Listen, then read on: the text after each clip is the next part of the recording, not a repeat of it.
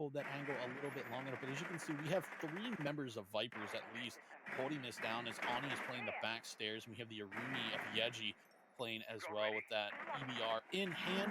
Going to be able to do some distance or some damage at range. And there we said it. Delta going to take a lot. And that punch, that single punch that can break a hatch, allowed Yeji to drop, get out, and now reset. And we don't know if Vipers have that information or not, but a very good rotate there. No damage done, and the German operator gets to live to fight another day. We're going to see Chu on his belly coming in here, and the Candelas are going to start coming out. And Yeji going to finally take care of Hawk, and that is the Jaeger off the board. Those ADS, though, probably already placed. The smoke canisters going to be coming out there doing a ton of damage. Nico going to be doing some damage as well as he takes the head right off of Yanni. Beanyat and Yeji going to be taking a bunch. And Nico down to a little tick of health and finally gets finished off. Tio getting one as well on the Chu. Going to get another one on the Beanyat. That's a double kill for Tio in this round on the Kayed. And things have suddenly just broken wide open for the defense here as didn't ask. And the man advantage, health advantage is now Yeji is going to go down as well. Tio with a triple kill. The sledge, though, of Louis going to be trying to bounce a grenade here out the back, and it's finally going to be able to get one. So in his team's direction, that is Delta Force off the board. Tio still so low, healthier, but can he swing the sledge? No, Swoof going to take the 4K from him, but a fantastic bounce back there coming out from Didn't Ask as they win their first defensive round. Like a pretty common setup, and it really doesn't, because the one operator that we're missing here is Goya. He has been reworked, so obviously his shields are no longer what they were, the Vulcan shields. He now just has strictly the canisters. So it is a little bit different than what we're normally used to seeing, as this wall is going to get opened up in front of Delta Force, and he might have to vacate his area at the top of the main stairs. But as of right now, minute in here, nothing really going on.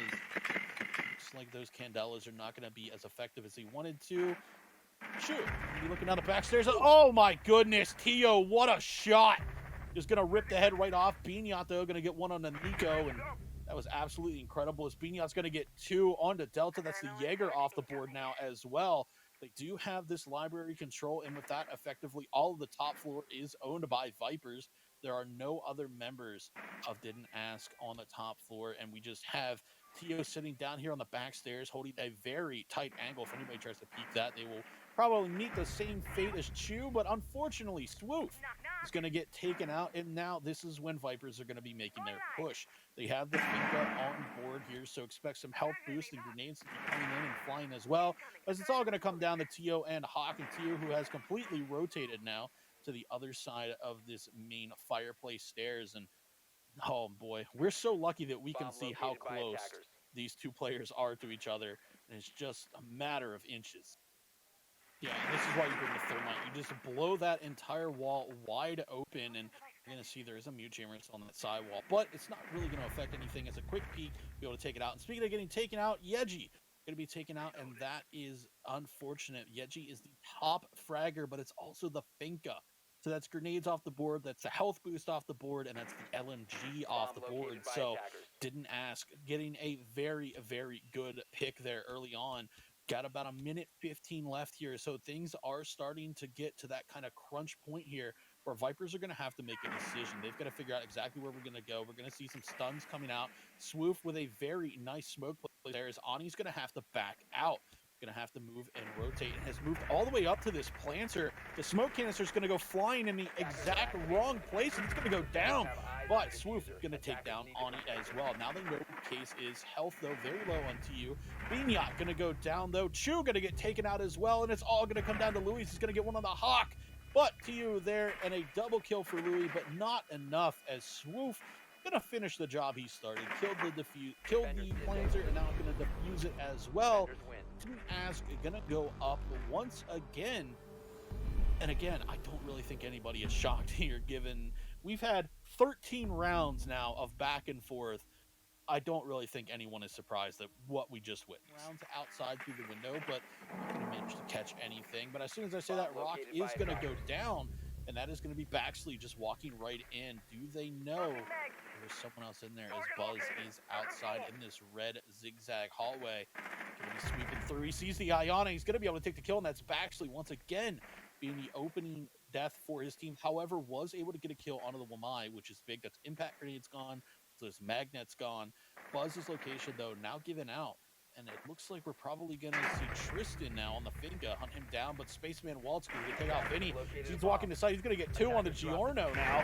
Kappa going to be getting one, and Buzz, the Nitro Cell, being left alive, takes out Spaceman Waltz. Kappa's going to get one, and Buzz is going to get one as well. Victorum coming back with a vengeance and a huge round coming out from Buzz. Fantastic work as once again, here we go, back and forth. Yeah, it was an unfortunate situation. We are going to get a little bit of a timeout here to try to get back into the lobby. And because it happened a minute into the round, that is why there was no rehost, right?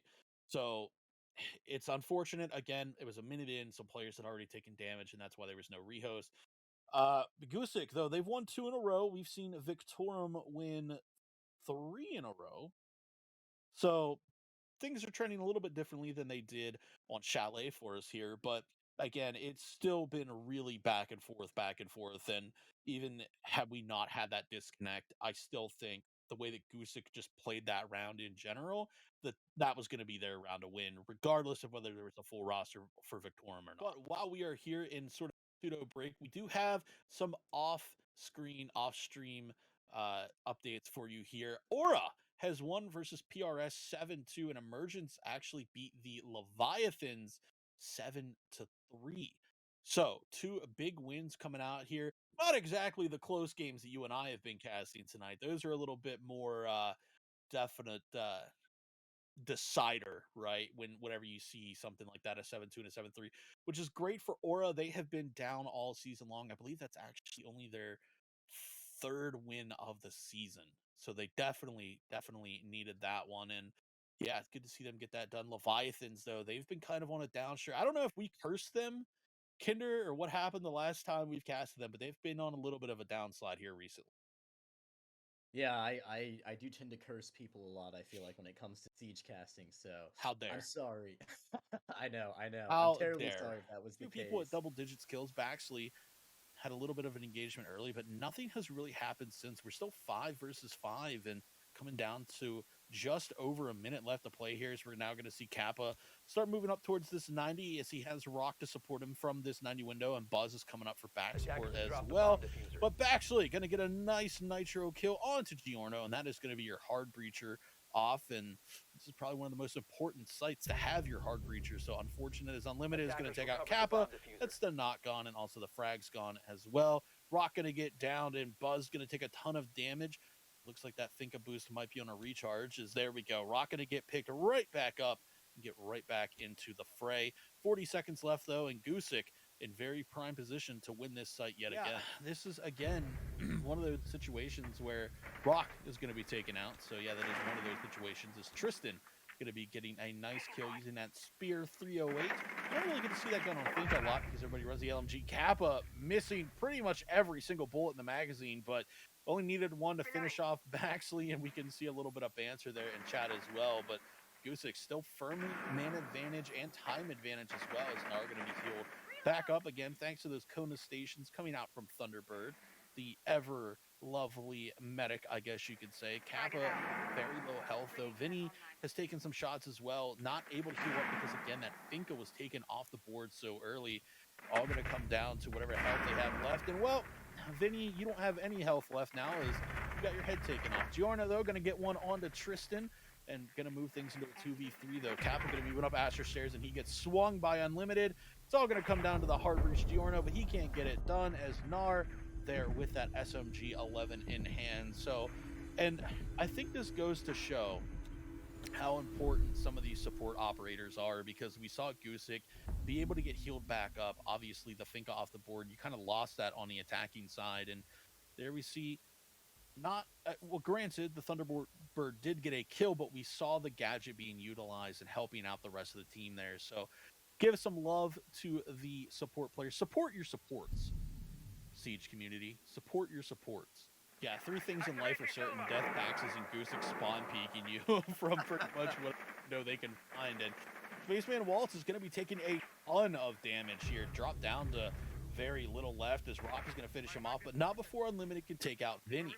So that is your sledge off the board. That's all that soft breach we talked about and all those grenades as well. So an unfortunate situation. However, luckily for Victorum, there are still many operators that have frag grenades, and Finka and Kappa, your two top fraggers, bringing them on their operators. So we're going to have to wait and see if they can utilize them properly, as there is a Wamai on the board. No Jaeger, surprisingly. We're going to see Kappa take a lot of damage as he tries to vault off of there, and Buzz in here laying prone in this closet area. It's Kappa literally holding on by the skin of his teeth.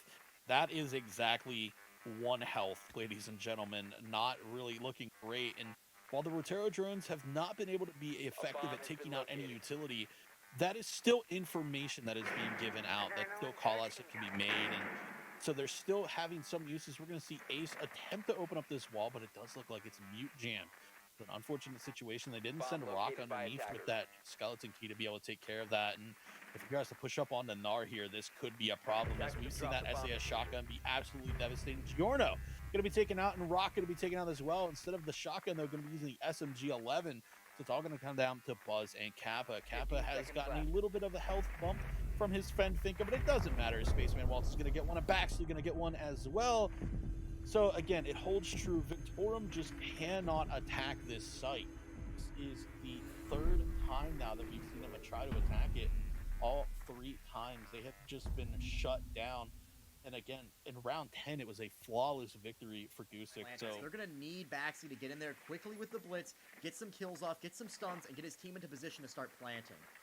Real quick, I want to point out, just before we get into here, the Amaru swap. And we're going to see Smoke want absolutely none of that. Kappa, though, going to be getting a kill, and we're going to see Vinny get one as well.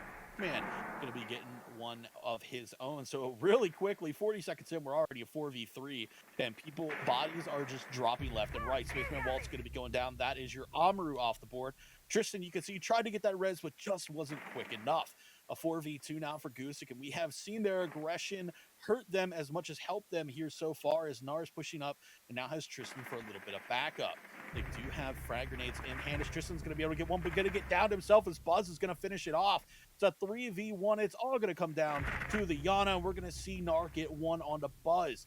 That is huge. 2v1. This is very winnable for this operator, especially because Nar has 11 kills, tied with 3rd on his team. However, Vinny going to finish it off with a nice headshot. So again, as I said, both teams winning every single time they have gone to AVG on defense. Now, this is where it's going to get interesting. We're going over to Trophy. Gusick has won it both times on their defense, and we saw the victory come out one of their attacks as well. So they have won this site 3 times, 2 on defense, once on attack. And again, we've mentioned it all night long. Trends are trending. Gusick has the statistics on their side to take this site. Who was that? 16 kills? Hold on. Can we bring that back up real quick? Buzz at 16 kills? Holy crap. Spaceman Waltz at 14? Yeah, this is exactly what I thought we would see tonight coming out from these 2 teams.